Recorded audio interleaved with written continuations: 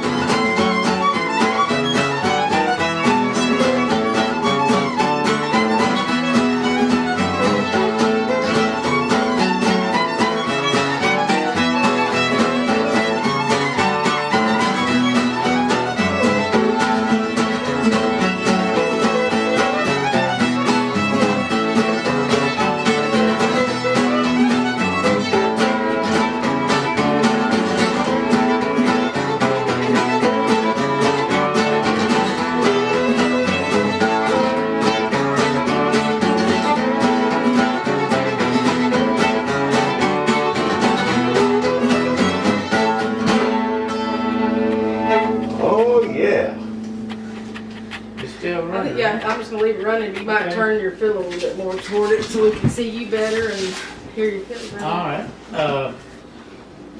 What do you think? Cattle in the cane? Or what? Yeah, or Wild John again. Yeah. Yeah, well, I like it.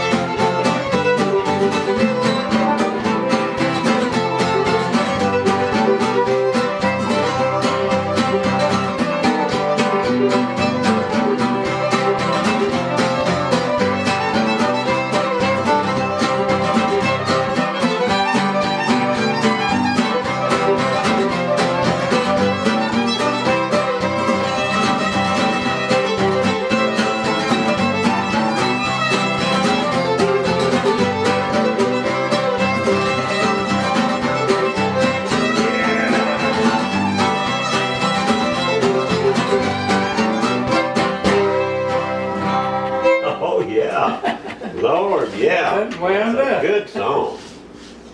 I'm gonna check that, make sure it's didn't vibrate off the stand there. I wanted Bobby to tell if this thing's still running, how he came about his guitar and a little bit about his guitar. Yeah, that's be a good story. Well, is it still running? Yep. Yeah. Of course, Omega, I knew him most all my life. And, Right. and when I went to work for the railroad, he was already working there. And we kind of renewed an old friendship, sort of. And we got kind of palling around a little bit. And I was intending to go out to one of his jams. And I never did know. And he wouldn't really know until as people started showing up, you know. And one day, this friend of mine, Noni Lewis, called him Big Dummy. He come up and he said, "Old Biggin's gonna have a jam tonight. You wanna go?" And I said, "Well, you betcha I do." So about 5:30 or 6, we went out there.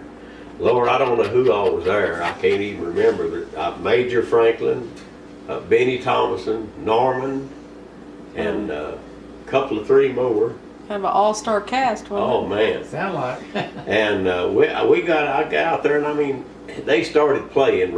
They was already playing actually, and they quit for a second, and they went and got them a drink, and they come back and they started playing, and I thought, my gosh, where did this come from? And I'd never heard fiddling like that, and I couldn't even really hear what they was doing because I couldn't keep up with all the notes they was. And I said, that's some pretty dadgum good fiddling.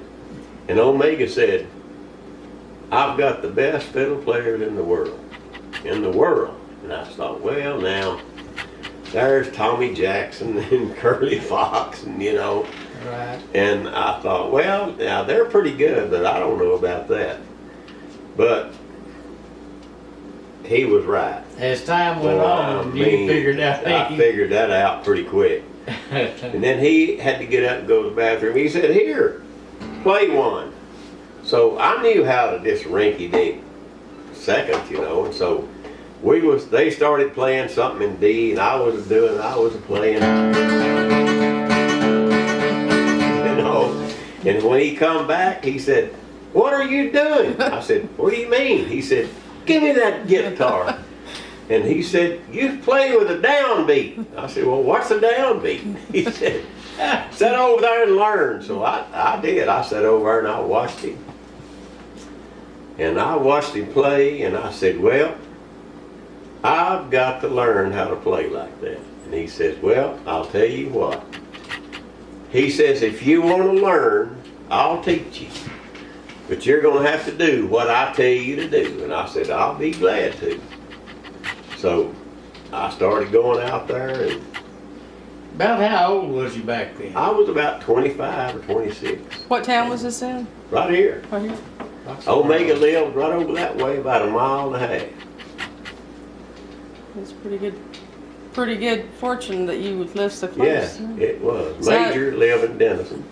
So how did you come about getting this guitar? I just had an old guitar. It wasn't much. It was just an old, I think a K. It was the only thing had electric pickup on it. We'd play at the schoolhouse over here and around, just a bunch of us. And so he started saying, "Now, if you want to play," he said, "you're going to have to get you a guitar." So I bought I haven't seen one since then, but it was a FG 350 Yamaha. And it had a pretty good sound, but you could only hit it so hard. And when I learned how to pick, well, then I had to get me something else. And then I got me a J50 Gibson. And I played it for probably a couple of years. And then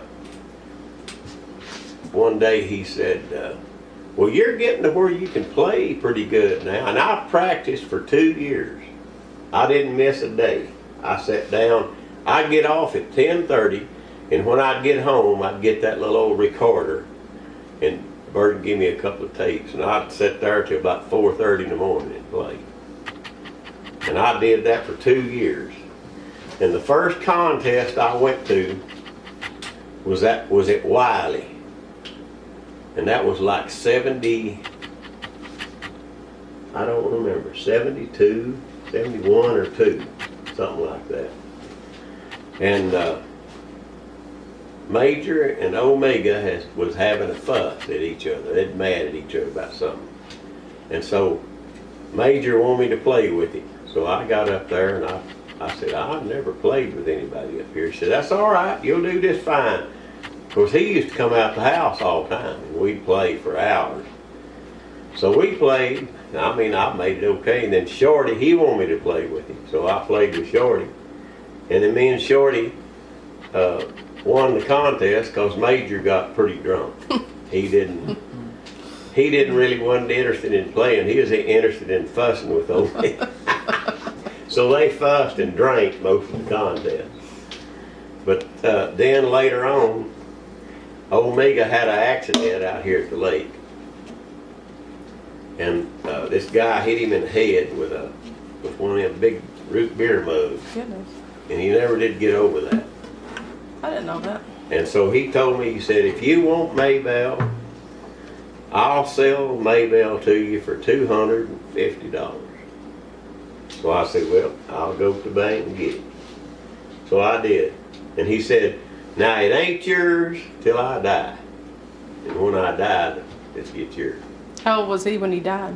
He was like 60, 62 Too young. maybe. He was young. Yeah, there's no sense in his death. Actually, his son hit him. They'd been down to the lake playing, and both of them got drunk, and both of them were just as hard-headed as each other was. You want to play a couple more songs or talk, Yeah, play and talk a little bit more? You want to, whatever.